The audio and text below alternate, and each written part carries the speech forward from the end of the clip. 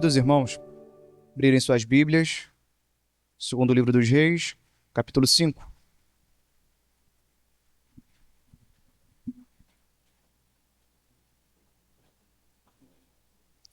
Segundo livro dos Reis, capítulo 5. Vamos falar hoje sobre os versículos do 19 ao 27.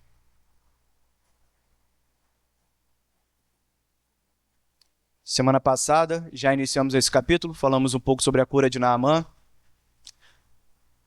Pastor Miguel nos trouxe uma mensagem muito rica sobre a cura de Naamã. Refletimos um pouco sobre isso, sobre a regeneração, a transformação, a purificação daquele homem, como isso foi grandioso naquele tempo. Mas esse texto, ele traz duas partes. Ele traz a primeira parte, falando sobre Naamã, e traz a segunda parte, falando sobre um homem que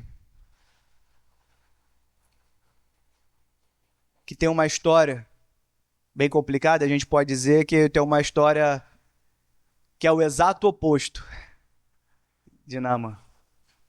Até conversei um pouco com o Miguel sobre isso, né? Sobre a possibilidade de juntar tudo na mesma pregação ou não. Mas são textos tão fortes, são mensagens tão fortes, separadamente, que talvez tratando as duas coisas juntas, talvez a gente perdesse um pouco da preciosidade de cada uma delas. Ao mesmo tempo que em Naamã a gente vê, por mais que um homem que estivesse inicialmente duro, inicialmente com as suas dificuldades em entender qual era o caminho da sua cura, mas um homem que por fim se curvou, quando a gente traz isso para essa segunda parte do capítulo 5, a gente vai tratar de um tema mais pesado, o tema de Geazi. E vamos falar um pouco sobre quem era Geazi.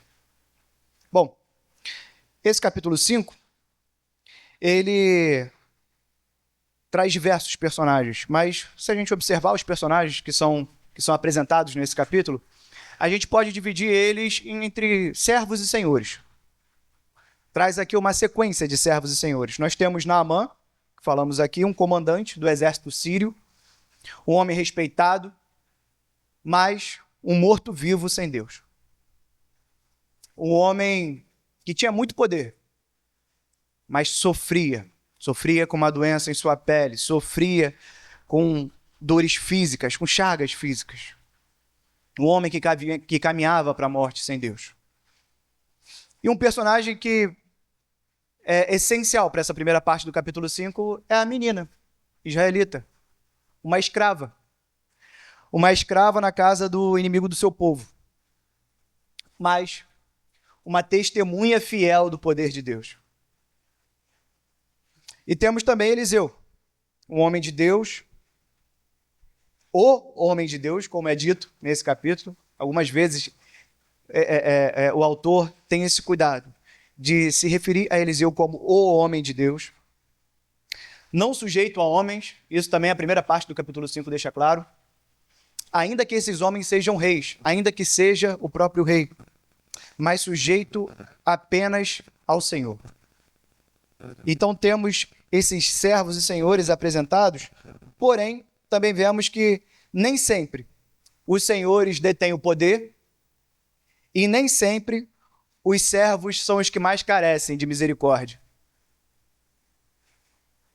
O comandante Naamã, na verdade, ele era só um estrangeiro em situação de miséria, em busca da misericórdia do Deus de Israel, o povo inimigo. A palavra da pequena escrava que citamos aqui é uma palavra que causou um alvoroço enorme, por mais que ela fosse pequena, por mais que ela fosse serva na casa do inimigo. Ela movimentou o comandante Naamã, ela movimentou o rei sírio e o rei de Israel, ela movimentou, inclusive, o homem de Deus.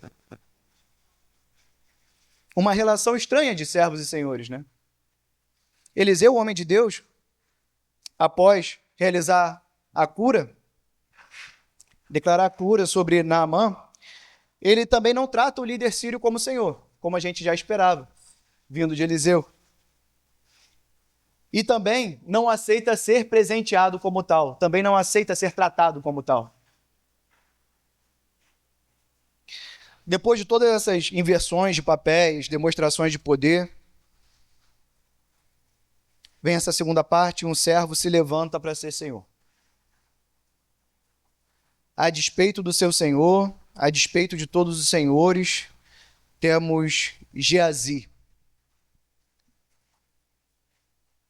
O tema dessa mensagem de hoje é Geazi, o senhor e servo de si. Vamos iniciar lendo o texto. Vamos ler primeiro os versículos 19 e 20. Segundo livro de Reis, capítulo 5, 19 e 20. Geazi, um homem sem temor. Disse Eliseu a Naamã após sua cura e conversão: vá em paz.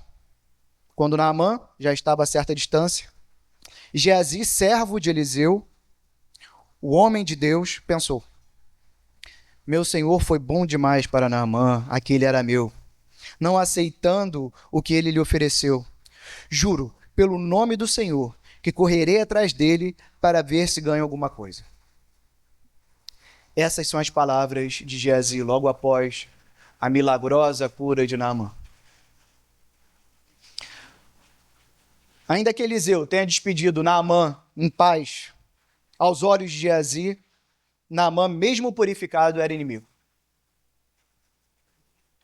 Isso tudo, essa purificação do corpo, essa purificação, essa regeneração de Naamã, é muita coisa para se dar a um arameu. Tudo isso é bom demais para ele. Aos olhos de Geazi, a regeneração não era suficiente. A paz declarada por Eliseu não era suficiente. Geazi ainda via Naamã como inimigo, indigno de receber o bem. Geazi não via justiça na misericórdia concedida a Naamã. Não confiava na paz declarada pelo seu Senhor. Não aceitava a amplitude do poder e da graça purificadora revelada ali na cura de Naamã. Assim, por fim, nesse versículo 20, assim como em nome do Senhor, Eliseu recusa os presentes de Naamã, Geazi também jura pelo nome do Senhor buscar os seus interesses. O versículo 23, o versículo 16, lido na semana passada, Eliseu fala: juro pelo nome do Senhor a quem sirvo, que nada aceitarei. Embora Naamã insistisse, ele recusou. Enquanto isso, no versículo 20, Geazi diz: juro pelo nome do Senhor, que correrei atrás dele para ver se ganho alguma coisa. O nome de Deus é usado de duas formas completamente diferentes. E a gente não pode esquecer do peso que há no nome de Deus. Geazi, ele desonra o nome de Eliseu, a quem chama de Senhor. Mas, acima de tudo, desonra o nome do próprio Deus. Lembremos, irmãos, que Êxodo, versículo 20, capítulo 20, versículo 7, tem um segundo mandamento, muito conhecido por todos nós: não tomarás em vão o nome do Senhor teu Deus, pois o Senhor não deixará impune quem tomar o seu nome em vão.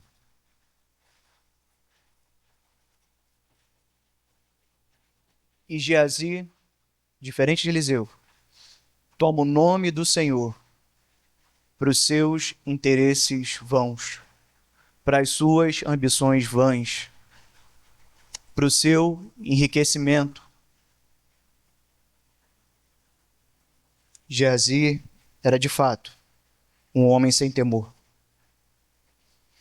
De versículos 21 ao 24. Então Geazi correu para alcançar Naamã, que vendo aproximar, desceu da carruagem para encontrá-lo e perguntou: Está tudo bem? Geazi respondeu: Sim, tudo bem.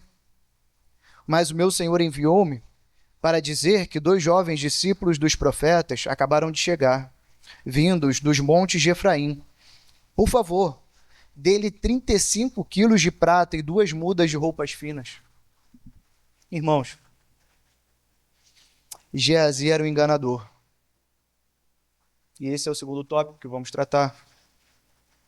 Ele inventa uma história muito bem elaborada, com personagens, com objetivos, com valores específicos, com lugares específicos. Uma mentira rica em detalhes. Algo que não é feito de supetão. Algo que é feito muito bem planejado. Até porque Naamã não era um homem bobo. Ele era um comandante de um exército. E Geazi, como já tratamos anteriormente, ele não teme isso. Ele engana. Se isso for necessário para que ele alcance seus objetivos, ele engana. Versículo 23 diz assim: Claro, respondeu Naamã, leve 70 quilos.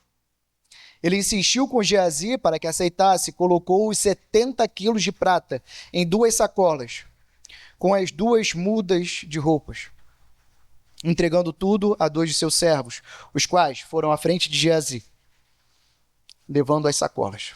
Quando Geazi chegou à colina onde morava, pegou as sacolas dos servos e guardou-as em casa. Mandou os homens de volta e eles partiram.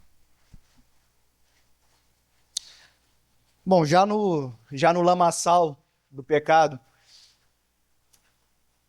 Geazi mais uma vez ignora o exemplo de Eliseu, aquele que ele chamava de Senhor. Ele cede rapidamente à insistência de Naamã e recebe mais do que buscava. E mais, ele não só recebe o que ele pediu, ele recebe mais do que pediu, e ele não tem nem o trabalho de carregar. Naamã manda seus servos para carregarem toda essa riqueza até a casa dele. Irmãos, sucesso absoluto. Sucesso absoluto. Poucas vezes uma mentira deu tão certo. Foi uma jogada ousada por parte de Geazi, enganar um comandante do exército inimigo, mas deu muito certo.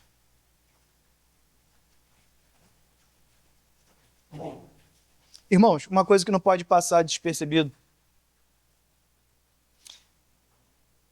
é que enquanto Naamã, mesmo agora estando sujeito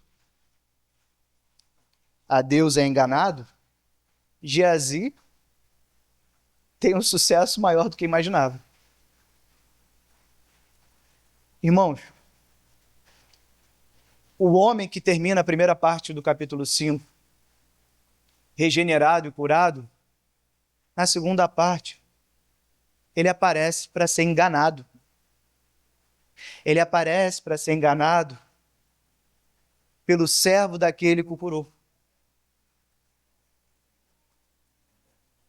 Isso é muito importante para nós, irmãos. Isso não pode passar despercebido. Temos aqui um homem que se apresenta como temente ao Senhor. Que nesse momento, logo depois que ele se rende ao Senhor, ele é ferido por um daqueles que também se dizem tementes ao Senhor. Inclusive por um homem que acabou de usar o nome de Deus para buscar alcançar os seus objetivos.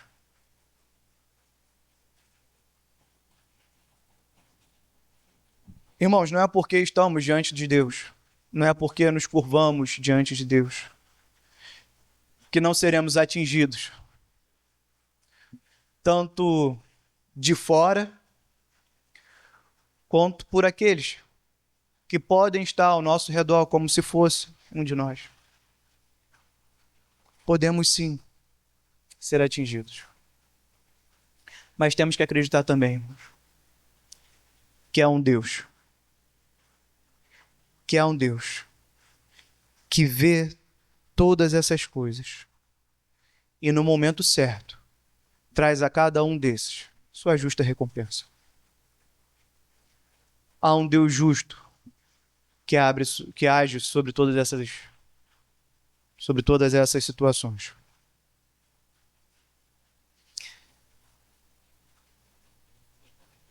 Como pode o temente a Deus ser enganado e um homem tão mau ter sucesso, ainda que por um momento? Bom, a gente vai trabalhar um pouco mais nessa resposta, mais para o final da pregação. Antes disso, precisamos chegar na parte do desfecho da história de Geazi. Geazi, um homem sem temor, Geazi, um homem enganador, e agora Geazi, um homem sem misericórdia.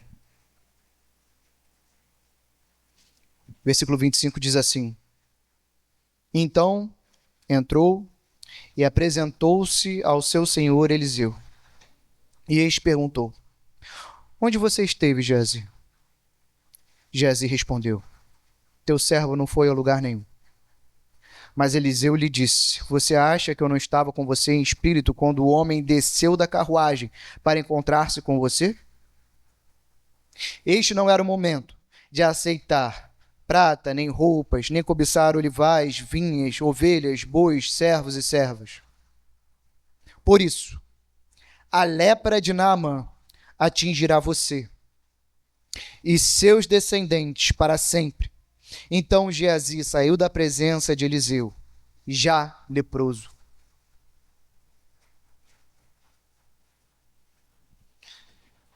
Essa segunda parte, ela traz a gente um texto que lembra muito um texto muito conhecido. Prestem atenção, irmãos. Então entrou e apresentou-se ao seu senhor Eliseu, e este perguntou: Onde você esteve, Geazi? Geazi respondeu: Teu servo não foi a lugar nenhum. Os irmãos lembram de outro texto um pouco semelhante? A queda. Semelhante a Adão na queda, Geazi é confrontado pelo próprio Deus por meio de Eliseu.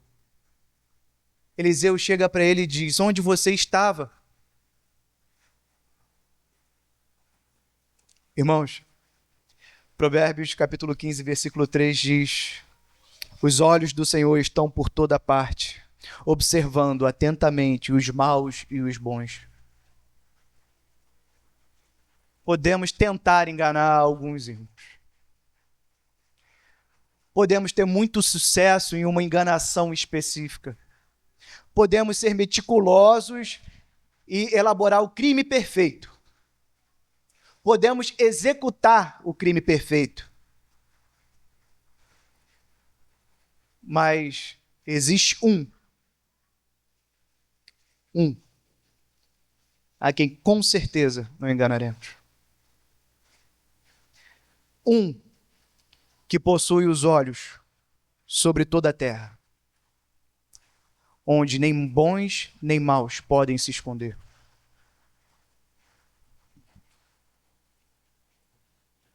Outra semelhança que podemos enxergar entre a queda de Adão e esse momento de enganação de Geazi é que, assim como Adão, em posse de todas as coisas no Éden, rejeitou a palavra de Deus em busca dos seus interesses, da mesma forma Geazi o fez. E mais, irmãos,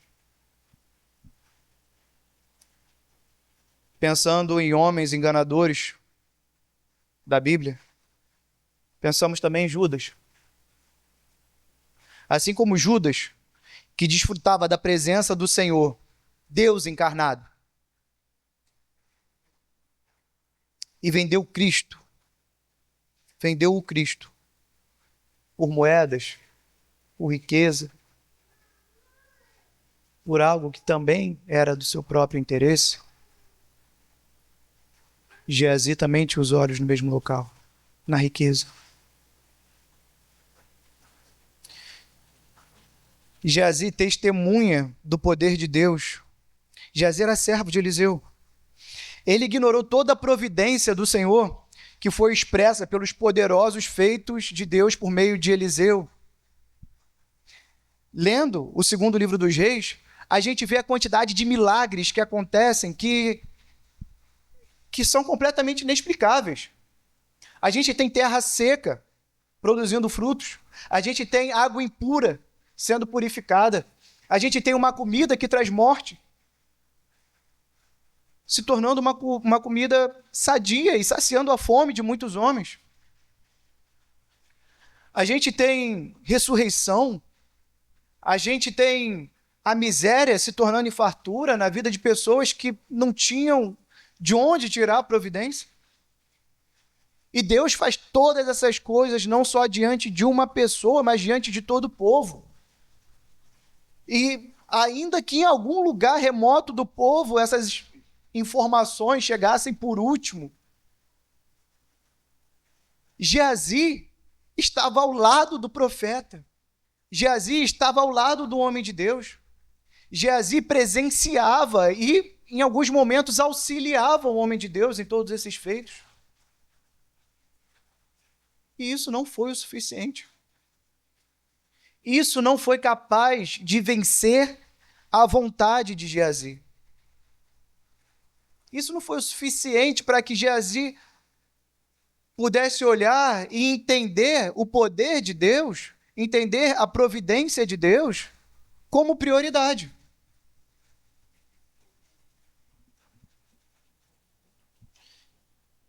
E por isso, enquanto a purificação externa de Naamã resultou no coração quebrantado, a depravação do coração de Geazi gerou um castigo revelado externamente. A doença de Naamã, dita lá no começo do capítulo 5, ela ia além da pele. Ela ia além dos músculos, ela ia além dos nervos, ela ia além dos ossos. Era uma doença que atingiu o coração e destruiu o espírito. Essa é a mensagem da primeira parte do capítulo 5. Não um homem que tinha uma doença e deixou de ter, mas um homem que vivia para a morte e agora vive para a vida. Não é um homem que não morreu. É um homem que morreu e nasceu de novo. É um homem que foi regenerado. Enquanto Naamã teve o corpo e o espírito curados, Geazi agora tem exposto no seu corpo a podridão do seu coração. Por isso, Eliseu usa esse termo no versículo 27. Eliseu não fala apenas, você agora está leproso. Ele diz, a lepra de Naamã atingirá você. A doença que havia em Naamã atingirá você. Porque o seu coração, o seu espírito, a sua vontade não está sujeito a Deus. Essa doença, ela apenas revela um coração já doente. Irmãos,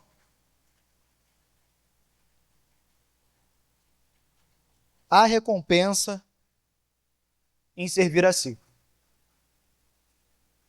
Há recompensa em servir a si. Bom, servir a si também não é difícil. Fazer sua própria vontade, se colocar como Senhor, não é difícil. Inclusive é incentivado. Inclusive, pode ser só uma questão de perspectiva. Pode não ser tão grave assim. Pensei bem.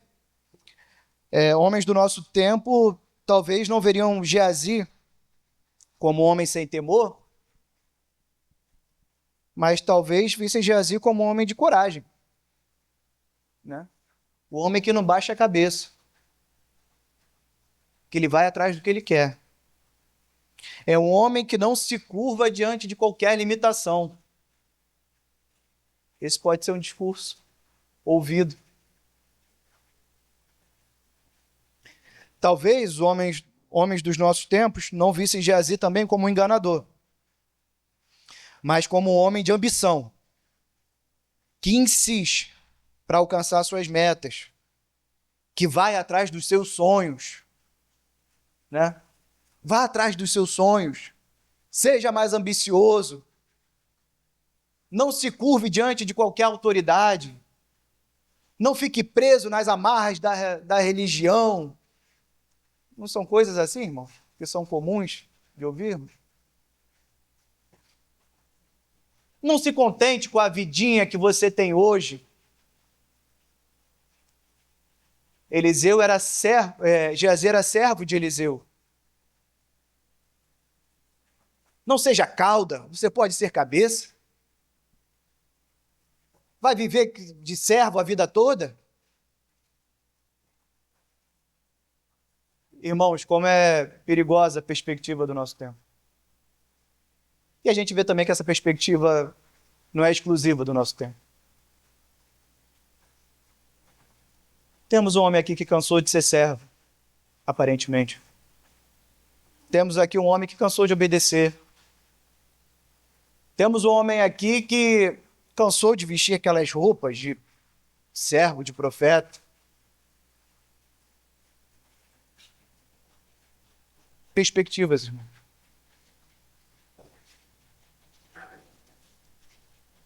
Talvez seja apenas mais um incompreendido, como outros na Bíblia.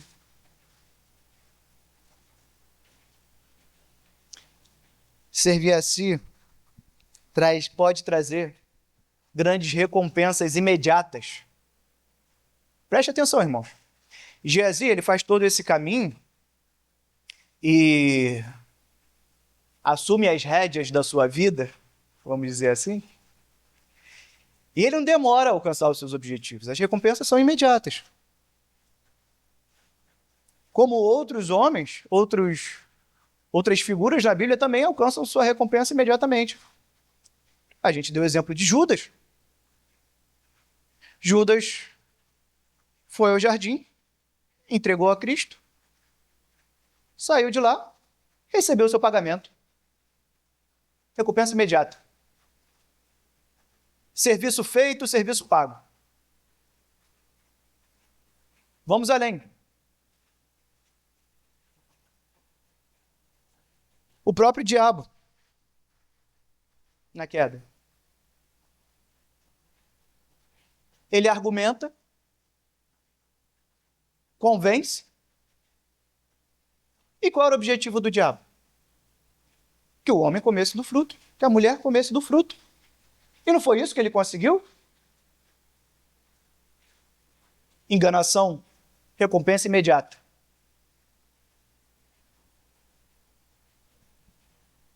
Alguns serviços podem trazer recompensas imediatas.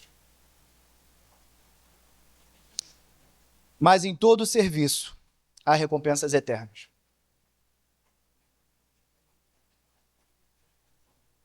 Não podemos ler um versículo isolado em Gênesis sem lembrar do fim de todas as coisas reveladas no Apocalipse. E o diabo que os enganava foi lançado no lago de fogo. Apocalipse 20:10.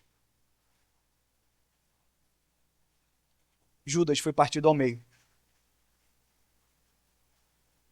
Ainda que tenha caminhado com Cristo por tanto tempo.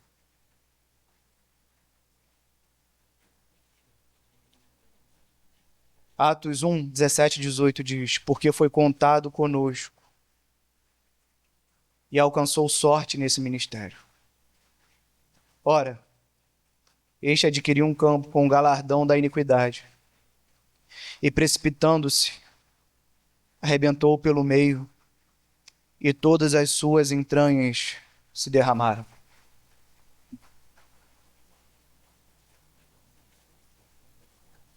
Foi contado conosco. Esse era Judas. Foi contado conosco. estava como um servo, aparentemente. E caiu na armadilha das suas próprias vontades. O próprio inimigo, o próprio diabo, servia diante de Deus.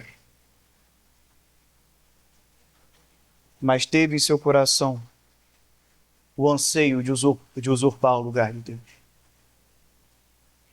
Irmãos, os erros e as falhas relatadas nesse texto que lemos hoje, e também as vistas, as falhas visíveis no nosso dia a dia, elas têm a mesma raiz. O anseio de ser Senhor. Não querer servir a ninguém, a não ser a sua própria vontade. Não querer se prender a essa vidinha de servo para sempre. É sempre a mesma raiz, irmãos. Da queda até hoje.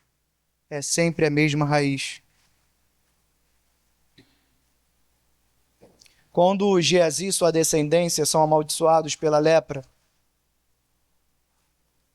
a gente percebe aqui, nessa maldição de Geazi sendo prolongada para sua descendência, essa mensagem que a recompensa não é apenas a imediata. A recompensa se estende muito mais, vai muito mais além do que o agora.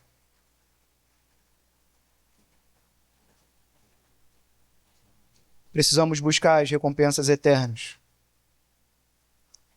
Irmãos, depois de pensar sobre Geazi, servo do homem de Deus, que andava com ele, sobre Judas, apóstolo, inicialmente chamado como um dos 12, precisamos lembrar que hoje estamos reunidos em culto ao Senhor. Precisamos pensar, nós sentados nos nossos bancos, prestando culto ao Senhor, estamos aqui, visivelmente, mas em nossos corações, o que almejamos? O que buscamos? Quais são as nossas ambições? Dentro dos nossos corações, quais são as nossas ambições? De quem estamos tentando ser servos?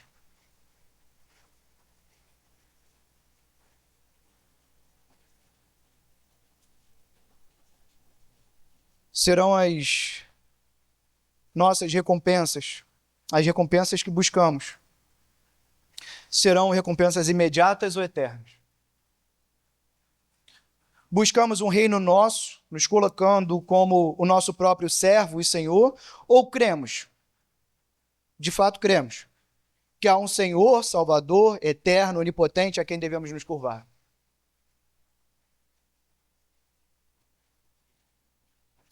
Salmo 103, versículos 19 ao 21, diz assim: O Senhor estabeleceu o seu trono nos céus e como rei domina sobre tudo o que existe. Bendiga ao Senhor, vocês, seus anjos poderosos, que obedecem à sua palavra. Bendigam ao Senhor, todos os seus exércitos, vocês, os seus servos, que cumprem a sua vontade. Há um Senhor que domina sobre tudo. Então bendigam a Ele, vivam em louvor a Ele, sirvam a Ele, se curvem diante dEle. Vocês, servos, que acreditam nos seus feitos poderosos, que creem que há um Deus sentado no trono, que está não só sobre vocês, mas sobre os anjos, mas sobre toda a criação. Bendigam ao Senhor, louvem ao Senhor, vivam para o Senhor. O louvor a Deus, ele não se restringe às músicas cantadas, mas também não se restringe às orações feitas e também não se restringe aos textos declamados, mas ele vai além, ele vai até as ações que tomamos no dia a dia, vai até as escolhas que fazemos de compra, de venda, de investimento de tempo, de estudo, de dedicação, de disposição a servir o outro. Isso tudo é declaração de louvor a Deus. Isso tudo é demonstração de que vocês, de fato, servem a um Senhor que está sobre o trono. A vontade de Jesus Cristo, o Deus encarnado, era servir o Pai até a morte. E só através de Cristo a morte é vencida. Cristo, o servo perfeito, que venceu a morte, hoje é o nosso Senhor eterno. Hoje é o Senhor a quem devemos nos curvar e servir. A palavra do próprio Cristo dita sobre si, sobre os seus objetivos. Em João, capítulo 6, versículos 38 e 40. Ela é muito poderosa, irmãos. E ela diz muito sobre como devemos nos portar. Jesus diz: pois desci do céu não para fazer a minha vontade, mas para fazer a vontade daquele que me enviou. No versículo 40 diz: porque a vontade do meu Pai é que todo o que olhar para o Filho e nele crer tenha a vida eterna, e eu o ressuscitarei no último dia. Irmãos, só existe um caminho de vida. Só existe um Senhor que pode nos dar vida. Todos os outros, inclusive a nossa própria vontade, são caminhos de morte. É muito simples quando definimos que servir ao diabo é um caminho de morte. De fato é. Mas esquecemos que quando servimos as vontades do nosso próprio coração, as vontades da nossa própria carne, estamos servindo ao diabo. Este é o caminho de morte. Não são só ritos macabros e estranhos para a gente que são servir ao diabo. Paulo deixa isso muito claro. Quando servimos as nossas vontades carnais, nos afastamos, viramos as costas para o serviço eterno, para o serviço de vida, para o serviço de Deus. Nossos anseios são ditados por aquilo que amamos. E o que amamos? A quem amamos? Amamos a graça e a misericórdia? Ou a nobreza no meio dos homens?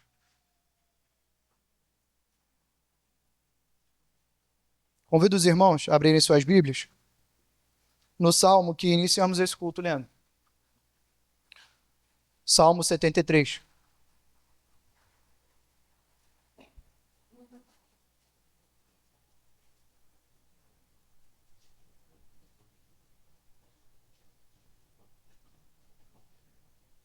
Os irmãos que não tiverem suas Bíblias em mãos podem acompanhar também na projeção.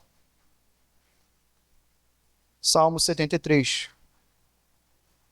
A partir do versículo 8, diz assim: eles zombam e falam com más intenções. Em sua arrogância, ameaçam com opressão. Com a boca, arrogam a si os céus. E com a língua, se apossam da terra. Por isso, o seu povo se volta para eles e bebem das suas palavras até saciar-se. Assim são os ímpios, sempre despreocupados, aumentam suas riquezas. Versículo 16. Quando tentei entender tudo isso, achei muito difícil para mim, até que entrei no santuário de Deus. Então compreendi o destino dos ímpios. Certamente, os pões em terreno escorregadio e os fazes cair na ruína. Como são destruídos de repente, completamente tomados de pavor. São como um sonho que se vai quando a gente acorda. Quando te levantares, Senhor, tu os farás desaparecer. Versículo 25. A quem tenho nos céus, senão a ti? E na terra, nada mais desejo, além de estar junto a ti. O meu corpo e meu coração poderão fraquejar, mas Deus é a força do meu coração e a minha herança para sempre. Os que te abandonam, sem dúvida, perecerão. Tu destrói todos os infiéis. Gostaria que a igreja lesse comigo o versículo 28. Mas, para mim, bom é estar perto de Deus.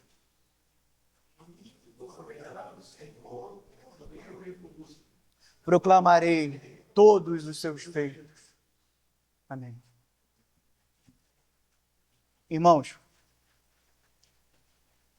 enquanto homens do nosso tempo, aqueles que visivelmente estão muito distantes de nós, ou aqueles que aparentemente estão próximos, muito próximos de nós, enquanto esses homens servem a si mesmos, tomam a rédea de suas vidas e vivem para a morte, para nós não é assim. Para nós, bom é estar perto de Deus. Fazer do soberano Senhor o nosso refúgio e proclamar os seus feitos. Esse é o nosso objetivo, meus irmãos. Vamos orar? Santo e poderoso Deus, Pai, muito obrigado por tua palavra, Deus.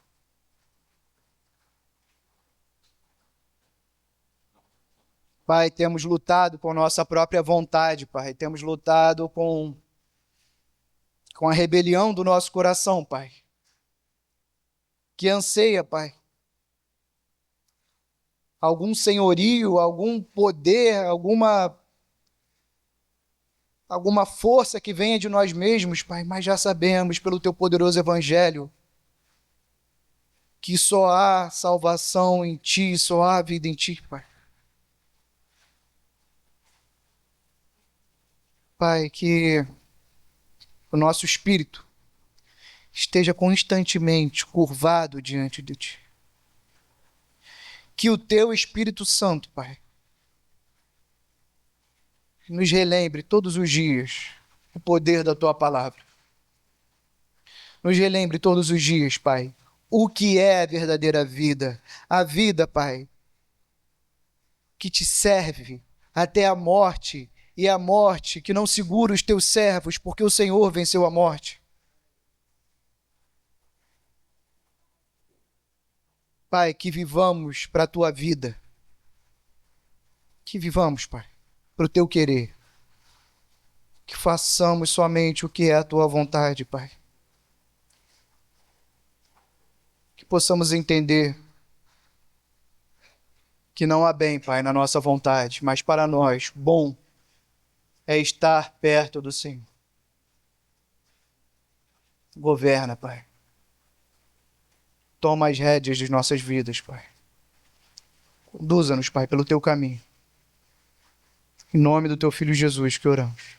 Amém.